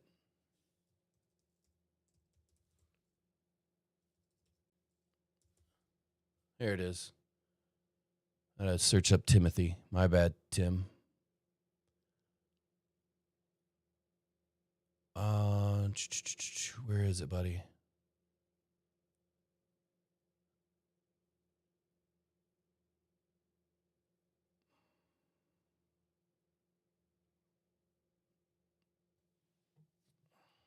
Okay. Here's what he said. He said, Brad Holmes draft classes by round. People for real still try to hate this dude for what? Right? So just thinking about the rounds. In first round, Tyleik Williams, Terrion Arnold, Jahmyr Gibbs, Jack Campbell, Aiden Hutchinson, Jameson Williams, Penei Sewell. Holy cow. That is our first round. Has he gotten a first round pick wrong yet? No. Nope. So 1, 2, 3, 4, 5, 6, 7. So 7 football players at 7 different positions. That is 7 out of your starting 22. That is more than 1/3, or no, that is 1/3, now a little less, 1 player short of 1/3 of a full starting roster. Just in the first round. Second round, Tate Ratledge, we don't know yet, have a pretty good idea. Ennis Rakestraw hasn't worked out yet. Okay, but Sam Laporta, Brian Branch, they worked out. So that's 9 football players in the first 2 rounds that have worked out. You are almost to 1/2 of a football team in 2 rounds. Well, then you have the third round. Isaac Tesla hasn't worked out yet because we don't know, but we have a pretty good idea, right? Looks really good. Ali McNeil's worked out. Kirby Joseph worked out. So now you're at 11 players. That is half of a football team in the first 3 rounds that Brad has hit on. Half. And out of those first 3 rounds, you still have Isaac Tesla and Tate Ratledge, and Tyleik Williams, that you don't know what they're going to be yet. So if those guys are better than 85% of the rest of the league, it's a hit. It's a major hit. Then you go to the 4th round. Giovanni Manu, don't know yet. Sione Vaki's worked out pretty well. How about Amon-Ra St. Brown? He's worked out pretty well. A lot of people love Derek Barnes. He's not, you don't know yet, but from what he was looking like last year, it looks pretty good. So there's at least 2 more players. So now you're up to 13 in the first 4 rounds. 5th round, we don't know about Miles Frazier, and he didn't hit on Kobe Sorsdal or James Mitchell. 6th round, we don't know about Ahmed Hassanin, and then you have Mekhi Wingo, Christian Mahogany, Malcolm Rodriguez, and James Houston. James Houston didn't work out. He's still hanging on to the Dallas 53. Malcolm Rodriguez worked out. Mekhi Wingo started to work out, and we don't know what he's going to be because he got injured. But now you're up to at least 14 players that have worked out. And then in the 7th round, Dan Jackson, Dominic Lovett, Antoine Green, Chase Lucas, and Jamar Jefferson. None of them have worked out yet, and we don't know about Dominic Lovett, but that dude made the 50, right? So at least, you're about 2/3 of a full football team that he has drafted. And then you brought in guys like Carlton Davis, DJ Reed, and other free agents that have done very well. How about the UDFA class? Brock Wright's worked out in 2021. 2023, Trevor Nowaski has worked out. None of the other guys have. 2024, Hogan Hatton's our starting snapper. Isaac Ukwu's hung around. Lauren Strickland's hung around. Nate Lynn, for some ungodly reason, didn't make the roster or the practice squad. But the point is, there's at least 15, 16 players in all of these drafts that are starters or high priority backups. And when I say high priority backups, you're maybe talking 2. Tell me another GM that has done that well. And tell me why, again, that we needed another edge, because if we get another edge, we're missing somebody. If you haven't paid attention to what Brad has done, he has gone through and picked a different position to start on this team in every draft in the first round and the second round. And then he started to double down when he had an opportunity to. So this roster and the way that it's constructed, and again, why it's easy to see, like my roster roulette would be when Aiden gets paid, you add another edge, right? Aiden hasn't been paid yet. So my roster roulette theory, it doesn't come into play yet. When Aiden gets paid, you have to bring in a rookie to keep that number low, right? You have to. Both of those guys combined have to equal a number that makes sense for the percentage of your roster cap, right? And then if you look at roster cap percentage, again, why it was easier for me to figure it out, look at all the teams and how they build their team. It's based on percentage of cap. Some are a little bit higher than others in certain areas. But Brad's hit home runs everywhere. Everywhere. So I trust in the process. I always have. And the last thing I'll say about Z is it was easier to figure out because that is a guy that doesn't need to come in right now. He's a free agent. And if you have a handshake deal, if everyone thinks he's coming back, and if everyone is thinking that Z wants to be back, then why is it so hard to understand that Z will come back when Brad says we need you in week 8 or week 10 or week 4, right? Because then what's the difference? If you want him back, I'd rather have him back when the team really needs him than when we don't need him and you end up losing some good football players. So that's it. What were you going to say? And then we'll talk about the 50. Well, I was just going to say that, Brad talked about the standard a couple of times. Yeah. And that he didn't want to just slap 53 players on when only 50 were up to the standard. Why take 3 players that are not up to your standard and slap them on your roster? Doesn't make sense. To fill it just to fill it, right? It's a great point. It's a great point. Did we just talk about that the other day too? Yeah. How many people were going to make this roster? Now we filled out our 53 to have 53, but I think that the glaring, probably the most glaring take, if you will, that I think we both made was, will he actually keep 53 or do they have to earn it? I kept saying they have to earn it, right? They have to earn it. Dan is all about earning it. And if you don't make the roster, you didn't earn it. He's not just going to hand it out. These aren't participation trophies. Yeah. So, yeah, I agree. Go ahead. Yeah. And, I did this big deep dive into 53-man cuts and how often teams don't do an initial 53. They do an initial 52 or 51. And I wanted to know if it had ever been done before that somebody did an initial 50. And I looked over the last 10 years at every single team that did a 53-man roster of less than 53 players. And there's been quite a few of them, actually. And I didn't know it was quite this common of a thing, but I could not find a single team that had ever done only 50 players. And, I guess it's a common tactic. Many general managers, and most famously, I guess, is the Green Bay Packers. And their front office does this almost every year. It's become a widespread league practice now, and a team must be at or under 53 players by the deadline. Being under is perfectly acceptable. So it gives teams a little bit of waiver flexibility for waiver claims. And this is the primary reason. By keeping roster spots open, a team does not have to cut one of their own players to make a claim on a player who was just waived by another team. So the Lions now have an open spot.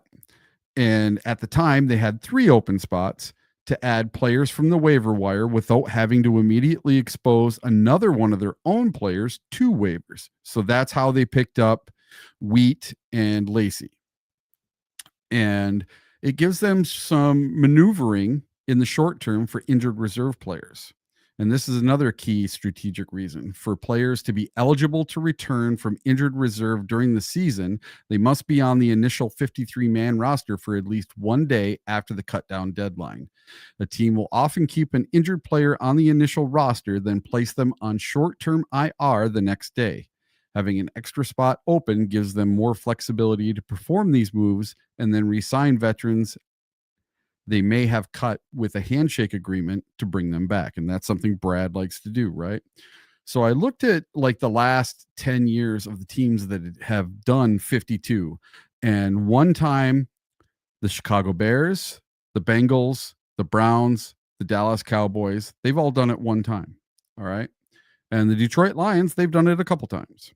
The Green Bay Packers did it in 2018, 19, 21, 22, 23, 24, 25. 7 times in the last 10 years, the Packers have done it. And then you have teams like the Houston Texans, the Indianapolis Colts, Jacksonville Jaguars. They've done it once. The Los Angeles Rams, they've done it 3 times in the last 10 years. Teams like Miami, New England, New Orleans, New York, the Philadelphia Eagles, they've all done it a few times. Just once a piece. And then the San Francisco 49ers did it once. And the one thing I noticed that is that all these teams, they kept either 51 or 52 players. I have never seen a team do only 50 players. So I think while the rest of the teams came up with this idea, this was done well before Brad Holmes became a general manager, but I think he saw, hey, other teams are doing this. This is kind of a neat idea. I'm going to take it and put my own spin on it. We're only going to keep 50. And this gives me flexibility to claim 2 guys and do whatever I want with that last spot. So I think it's some very clever, savvy moving by Brad Holmes and gives him all sorts of flexibility.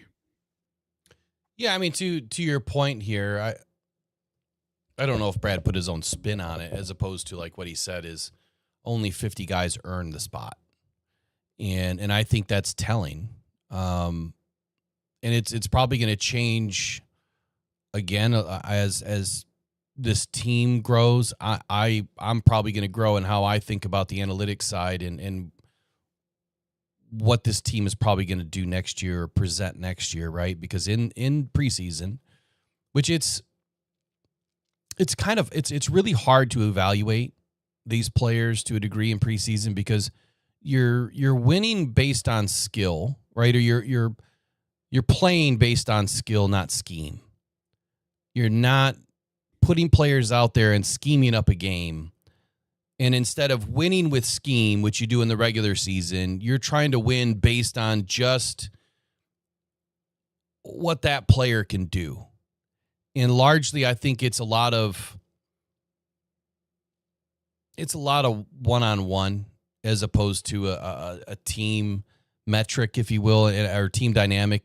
What I mean by that is these players are out there trying to show their best and maybe not play as a team as much as you would see in season because of scheme, right? And when you have scheme involved, they're cohesive. When you're kind of out there showing what you got, it's a little bit different. So it's really hard to evaluate these guys. And I think that when we see, certain players play really well, Nate Lynn, like that's a mind boggle to me. The tape didn't lie. Right? The stats didn't lie. The PFF grades didn't lie. I mean, everything looked like he was going to be on this squad. That one's hard to wrap my head around, but did he miss? Did anybody pick him up? I don't think anyone's picked him up. Still. So it's I don't know, man. It's hard to explain, I guess. But next year, as we go through the same process, will he do it again? And it's kind of like what I put on my first practice squad on X that ended up getting deleted. I thought that we would leave 1 spot open, but I filled it with 16, simply because I saw 16 guys that I thought that would be on the roster. And I am getting 12 right, by the way, not 13. Recounted it last night. Got 12 right, not 13. Which I think that those are 12 really good football players. And then you've got 50, which is now 52. And immediately I get it. I know a lot of fans were thinking it was going to be, another edge. And who knows? It could be. Like, we could get shocked. Like I said the other day. Does Trey make more sense now because you know how much it's going to cost? Right? Does it? Maybe. Especially if he costs that much money. Or the other thing that I said is at the trade deadline, does it make more sense for somebody like that on a half a year rental? Maybe. Maybe if we're in a situation, it would make more sense. But I think the bigger play here, and kind of exactly what you heard from Brad this morning, is, and Ray too, because Ray was talking about the Aidens, the St. Browns and the Panays and how important those guys are to this roster as a team, as leaders, as captains. These guys are the engine, right? They're the ones that's going to keep it going. You have to earn it. And I think in this locker room for the Detroit Lions, they can all look around to their left, to their right, and they can say, you earned it. You just weren't given a spot. You earned it. You're part of us. We're part of the same cloth. And I think that's the difference. And I think it sets a bigger precedent. And I think it sets a different level of respect between the players and the coach. That they're playing a different level of chess here. St. Brown podcast with Penei Sewell was really good. I wanted to highlight it today. I didn't get a chance to clip it up last night because I wanted to make sure that I didn't fail you on getting the fantasy leagues done today. So maybe I'll do it tonight. But man, there was some goodies in there. Some big time goodies. And I will give you this one tidbit if you didn't watch it. The question was about Penei Sewell going up against Aiden Hutchinson every day. And so the question by Saint was, what is it like to go up against Aiden every day? And Penei's like, man, I don't get any days off. He has no cutoff. He doesn't shut down. He's all go all the time. And if he doesn't play to his level, if Penei doesn't play to his level, it's a bad day. And so he can't come to work and expect maybe to get a break. It's all go all the time. And the thing that Penei said stuck out to me, and it's so true. How he says he appreciates it. And he appreciates it because it's going to help him get better. Right? And how important it is to have guys like that on your team. So he may not win, right? He says it's frustrating as all get out, right? It's so frustrating to go up against a guy like that. And they were asking some funny questions too, like, would you ever ask him just to kind of chill for a minute? He's like, yeah, that ain't going to happen. It ain't going to happen. So very, very good podcast. Obviously, I catch him as much as I can, but this one I had to tune in for because Penei Sewell is one of my favorite players all time. I still don't have a jersey, which I don't know why. But, Eric, I do have a bobblehead for you. Oh, awesome, man. So that's the one thing I wanted. I just didn't want to drive 6 hours down and 6 hours back for a freaking bobblehead. Yeah. I even asked my temporary rep the other day at Ford Field during the game. I went and talked to him, and I said, hey, I don't want to drive all the way down here just to get a bobblehead, right? And they couldn't give me. They should mail those things out. Well, they said they're not going to mail them this year. And they said they couldn't hold one for me. I said, well, can someone else pick mine up for me? Can they show proof of my ticket and they pick it up? She's like, well, I'll have to talk to somebody and we'll call you on Monday. Nobody called me on Monday. So do you want a cup too? Yeah, man, I want everything. You want more cup? Yeah. All right. And then you wanted the Lions loyal magnet? The sticker I did want. That's a magnet. For real. Oh, a magnet. Okay. Well, I'll make it into a sticker. But I want that for my truck for real. Yep. Like, The only and thing one of my the goals. only thing I don't have is the extra pennant that they gave out. Yeah. They gave out this back-to-back NFC North Champs pennant. Those are pretty cool. Yeah. Like it's gonna go up on the wall. I don't Yep. have an extra one of those, but so what they did, which is unique, they've never done this in years past. They gave us a bag, so they had a table set up where you could go and grab your bag, and they put 2 bobbleheads in each bag. And I was like, Oh, "What? nice. You've never done that?" And so, even though we could only get 2 bags. Even though you have 10 seats, they only give you 2 bags. Even though you have multiple accounts, they only, I guess, but see could one each- of them, is But valid. what if you brought 10 people with you? Could each one of those get It's a all bag? about the account. It's not so Oh, much really? about the seats, which I think is kind of dumb. But I mean, at the same time, they're saving, a ton of money by only giving you 2 per account. So anyway, We're going to make $30 billion this year, but let's cheap out on our fans. yeah. So the first thing I thought about was like, man, Eric's gonna be happy because normally I'd do a giveaway or a raffle with it, but I was like, yeah, I can't do that. I can't. Oh, that's kick ass, man. I appreciate it. Yeah, no, man. Anytime. 'Cause I tried to arrange it where you or Gary or somebody could pick mine up for me, and they were going to look into it, and they were supposed to call me. They never called me. It's really disappointing on some of this stuff with the reps right now, because if you're a season ticket holder, what happened with the Lions is they lost a bunch of their ticket reps. Okay, I'm going to be on my 4th ticket rep, and this is my first year actually having season tickets. Okay, so I'm going to be on my 4th ticket rep when I finally get mine, and they're hiring a bunch of new ones, and they're training them, and then they're going to assign one to me. But they don't even know who this person is yet. They have not hired this person yet.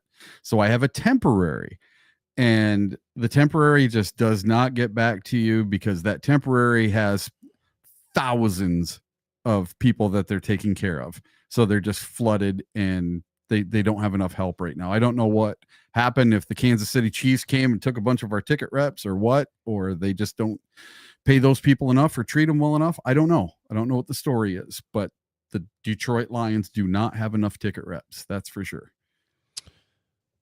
Hopefully it'll get figured out for you soon. Yeah. Let me just do a quick scan here. I'd love it if I could go to a game and actually talk to the same person every time. And it's very frustrating when you can't get answers as a season ticket holder on what's going on with your own team. Yeah, it's tough. That's tough. Oh, one thing, we've been talking about fantasy football and stuff. Yeah. So last year I held the fantasy football league for Rockhound, and it's still going, and it's going to have a draft at noon on Sunday. I'm going to need a few people to fill in, and I'm going to have to make sure the people that are in are actually going to play again this year. Oh, you're going to keep that one going as opposed to the one that I'm rolling with? Well, I got that too. But this is already set up and already going, so I might as well roll it again. And I need to get addresses and names for everybody's team, because I have all this stuff sitting here ready to go. I finally got great big giant, these envelopes are huge. They're like 20 inches by 18 inches. So I can fit all the stuff in them. I have all this stuff. I have lottery tickets. So do you need addresses for just the winners? No, for everybody in the league. Okay, I got a whole package of stuff I want to send to everybody. I don't remember everybody. Obviously, there's one name in there that one we won't send Chef anything to. We can't send anything to because he's in Australia. But everybody else, I'm going to send stuff to. Yeah. So if you were in the league last year, which Eric, you should know who it was, just send your address to mailbag@rockdown.com, or if you have Eric on Twitter, or something, I'm going to try to send it there. I'm going to try to put all those together today.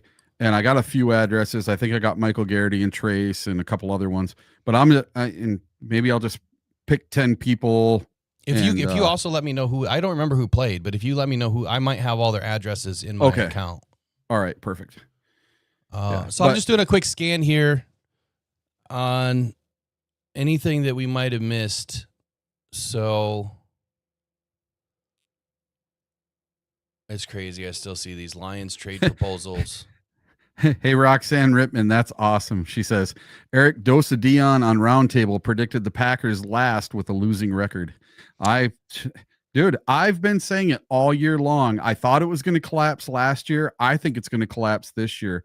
And all of these trade rumors right now with the Packers trying to get what's his face from the Cowboys, the edge. What's his name? I can't think of it. It's escaping me right now. So the Lions just confirmed that the 3 additions, yeah, which they may have talked about that in the presser. The 3 additions that we brought in, Parsons are going to be on the 53 man. So that does officially leave one spot open. Yeah. And then let me look at this article real quick. A to Z Sports, Mike Payton, where he says the headlines, the Lions' 1 roster spot may not be for Zadarius Smith. Brad Holmes' comments point to him possibly not being back at all. And I mean, I guess that's in line with what we were talking about, but he said, here's the quote, and see, I missed the quote. I didn't write it down by Brad Holmes. Quote, the 1 open roster spot is not for a specific player, end quote. Then he also said, it's for the player that makes more sense for us. Whoever that player may be, we went into last year, I think 52, and just gives you some flexibility. So this is a power move by Brad Holmes and Dan Campbell that, one, you can only have 48 players, in a dress for a game anyway. Yep. So having 52 doesn't really do much, right? I mean, it doesn't hurt the team. We also have 1 spot open on the practice squad, don't we? Still? Yes, correct. So really we have 2 spots, 2 moves left to make.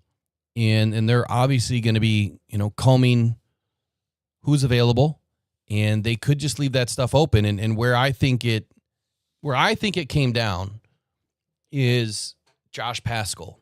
And this is what I mentioned yesterday. And I don't know why somebody really took this to heart the wrong way and got upset with me when I said that it just makes more sense to leave a spot open for Josh Paschal as opposed to filling the 53 than dropping somebody out, right? So if they make the 53, they get a base salary guarantee, and then you drop somebody out to add Paschal back later. Why? That just doesn't make sense to me. Now, if you left the 53 open, if you left 1 spot open on the practice squad, you had 53, and then you drop them down, they clear waivers if they have to clear waivers, and then you add them to the practice squad, that could also make sense. But this is just a clean move that if Josh Paschal is ready to come back the week, before the Packers or the week after the Packers, that it's just a clean move. You're on the roster. We don't have to do any more roster gymnastics. The one thing he said about Josh Paschal, right, or Dan said, it was going to be a little while yet. It wasn't as soon as they thought. So we still have, a little over a week before, week 1, right? Yeah, a little over a week before week 1, and 5 weeks before it would make sense to put Paschal on any sort of a list that keeps him out for 4 weeks. So I think that's an important, I guess, piece of information. DLR Van Halen, good to see you back in the chat, man. Dropped in a $10 dono and says, opening day of varsity football tonight for Rochester Falcons will mark the debut of the dynamic running back duo, Thunder and Storm. Go get them, boys. So I can't remember, DLR, is your son on the team? Wasn't your son on the team last year? My memory fades a little bit as I get older, so I think it was your son that was having a pretty good season last year. But either way, I thank you for the donation, man. We did get some things. I do got to jump at 10. Yeah, I got to get going. So my 30 seconds is going to be this right here. I was talking about the Green Bay Packers and then picking up Micah Parsons, right?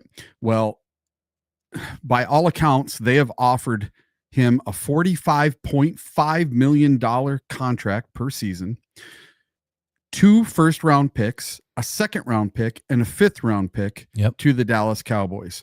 So this is another Herschel Walker-type trade that will cripple the Green Bay Packers for years, because that would mean you're paying $55 million to your quarterback, $45 million to an edge. That's $100 million to 2 players. And even if the cap goes up to $300 million a year, that's a third of your salary in 2 players. It just cannot be done. I hope the Packers pull that trade off. I hope they get it, because every game that Parsons has been in, he disappears when it's in the playoffs, and he disappears against the Detroit Lions. So I hope they make that trade happen, and I'll see you guys all tomorrow. All right, buddy. Have a good night. It's the same thing I was talking about the other day too. Have a good day, Eric.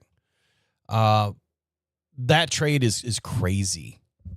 And it's exactly what was written about it, is that it was going to take a Herculean type trade, and they were talking about a Herschel Walker type of trade, and to give up 2 first-round picks and a second and a fifth and pay $45 million a year. Yeah, you're on crutches. That team. I don't see the Packers doing that to themselves, but if they do, I'm all for it. I'm not afraid of Parsons. You know, a lot of people wanted Parsons on this team. I'm not so sure that's the right move. However, I think because our team dynamic is different and we do have some really good football players, would he be better on this team versus the Packers? Yes, he would. I don't think that the Packers would be able to pull this off, but if they do, I think that's going to spell disaster for them. Okay, so let's open up here. I don't have the phone figured out yet. I tried. I'll test it today before we get on tonight. Let's go through the last few minutes here of questions, statements, thoughts, predictions. And tomorrow morning, should we do a prediction show tomorrow morning on the season?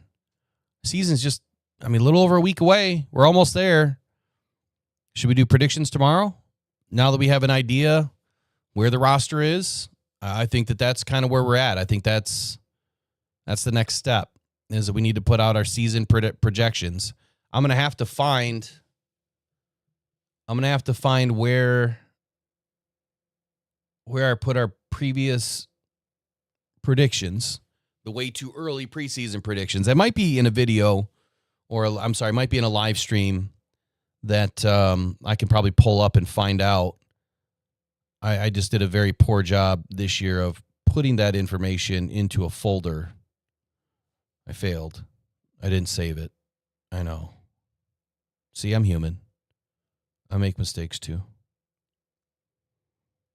And how many of you are getting in the leagues? I did get it right, DLR Van Halen. Thank you. Is he still playing this year? Junior this year. Is he one of the running backs? Now that I don't remember. I don't remember what position he played. But I love the name, man. I love the name. Thunder and Storm. I like Thunder and Lightning, too. That one works, too.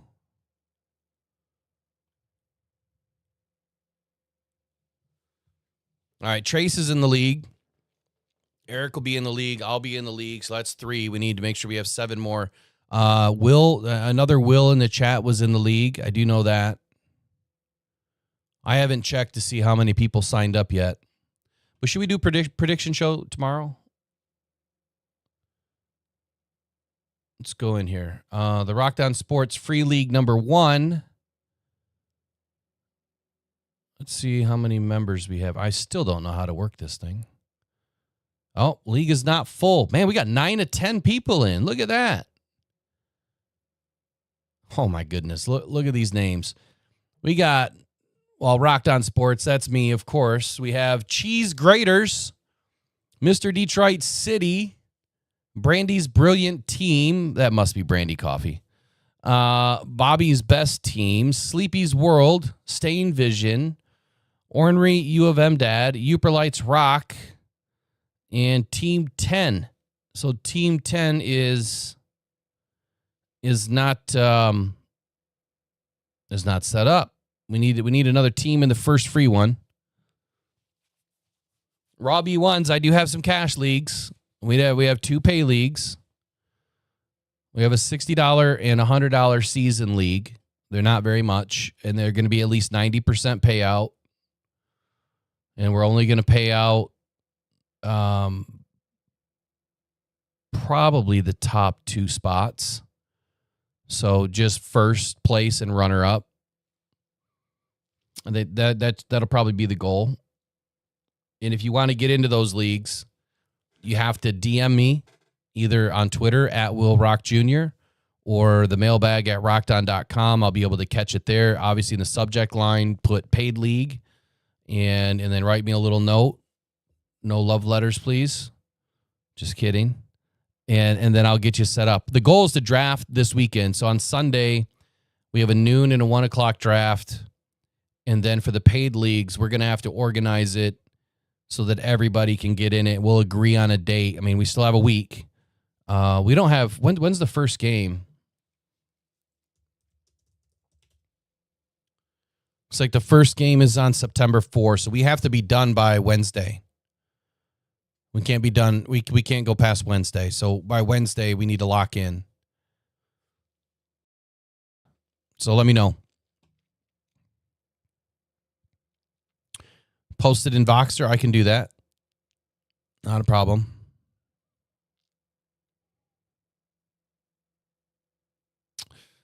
If you joined, Robbie Ones doesn't think it'll be fair to everyone else. Man, bring it, dude. Bring it.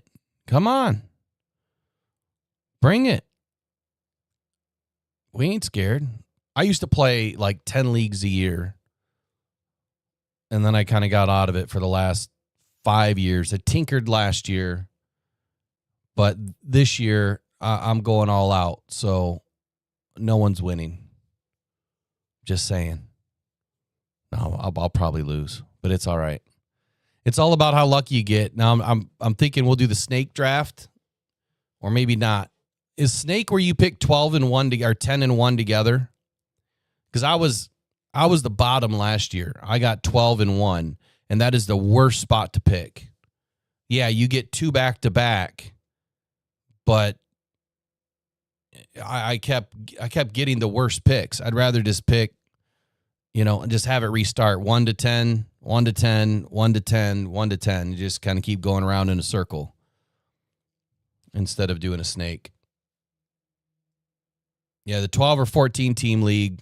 See, I think that's too many teams because you don't get a good shot at getting some decent players.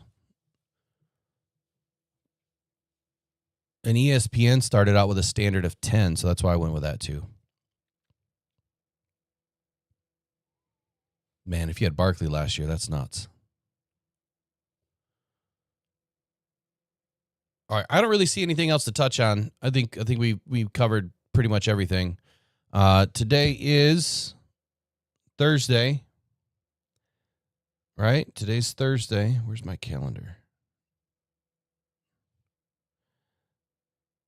So, no, wait. Where is my calendar? Yeah, today is Thursday, the 28th. So tonight's Gripes and Hype. Get all your Gripes and Hype in, please, before 5 p.m. so that I can put together a show on it. And we'll be back tonight talking about your Detroit Lions. You guys have a wonderful day. And we'll be back later, probably 7 p.m. I think will be the goal tonight to get it done. I'm going to keep working on this Roadcaster, man. Hopefully the sound and video is better today. Definitely before next week, we'll have all the graphics back and we'll have everything lined up. So you guys have a good day. Go One Pride, go Detroit Lions. We'll catch you next time.